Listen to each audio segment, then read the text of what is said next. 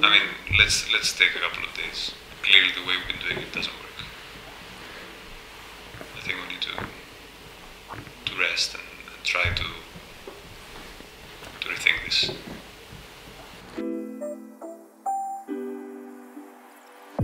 Hello friends, this is Yannis. 15 years ago I started a company called NOMINT, where we produce animated content for brands around the world. And over the years we produced some pretty demanding projects.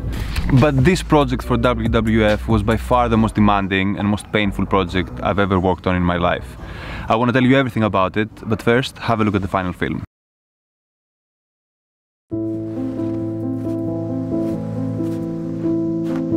The Arctic is warming almost 3 times faster than the rest of the planet, changing the Arctic ecosystems forever, causing destruction around the planet.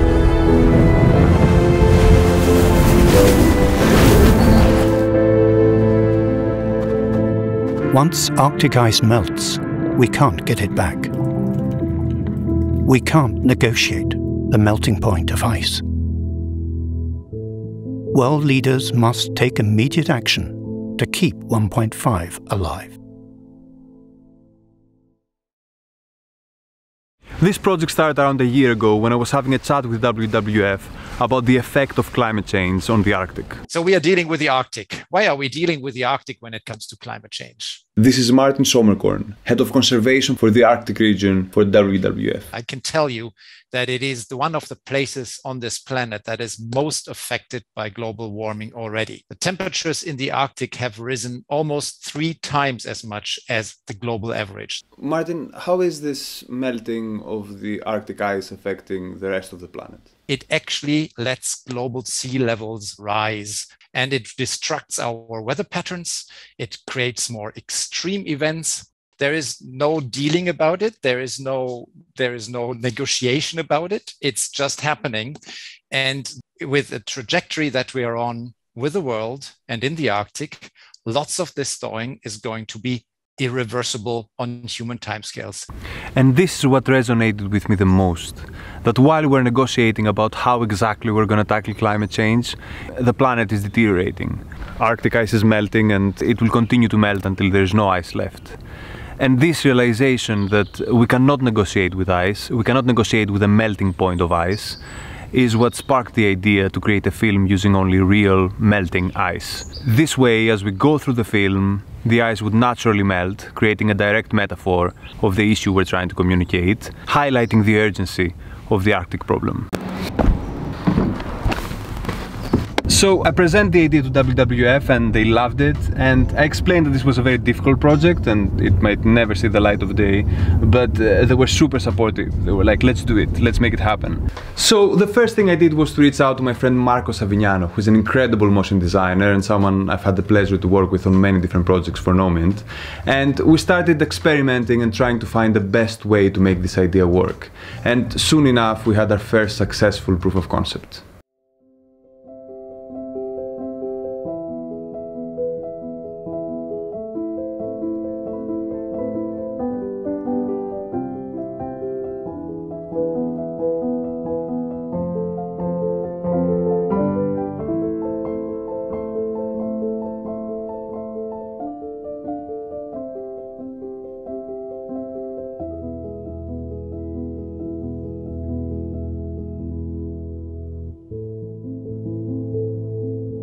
The music you just heard is by the wonderful composer Regklis, who also joined the team.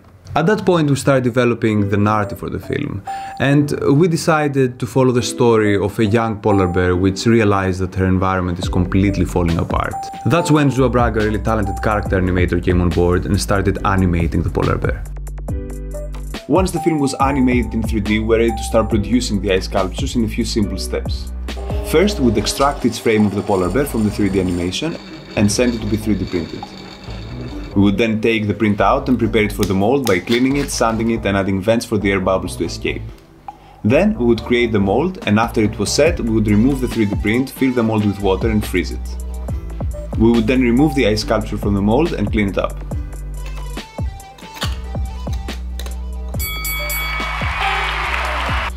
But to create our stop motion film, we need to repeat this process 500 times to get 500 unique ice sculptures. And as you would expect, it wasn't exactly easy.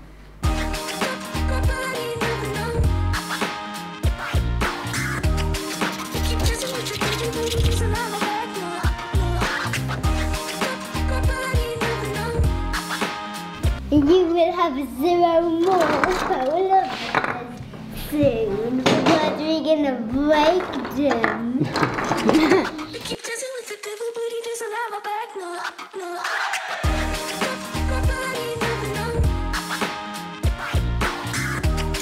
We keep dancing with the devil, but he doesn't have a back, no.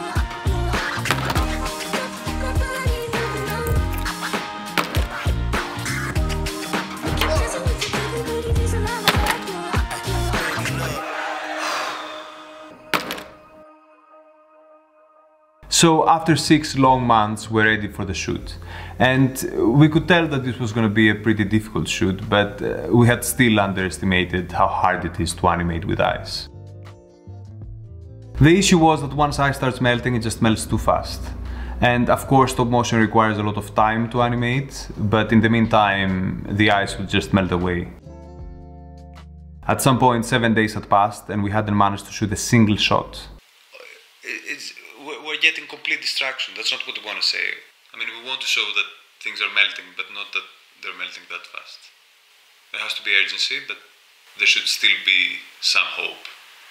But it was especially painful because every time a shot failed because it melted away, we're being reminded of the issue we're trying to communicate, and how hard it is to control ice and how easy it is to underestimate it.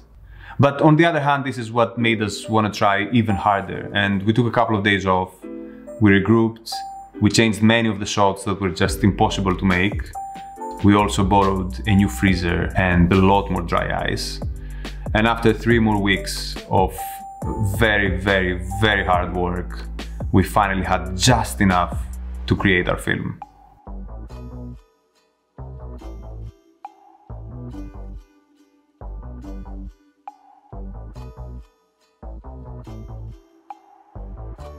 I really hope you like the film and this behind the scenes. If you have any questions at all, please write them below and I promise I'm gonna answer all of them. Thank you so much. Take care. Bye-bye. We need more countries to pledge higher ambition. We need those countries who have actually already pledged their ambition to ratchet them up every 5 years so that we can reach carbon neutrality by 2050 and also 50% of emissions reductions by 2030, importantly.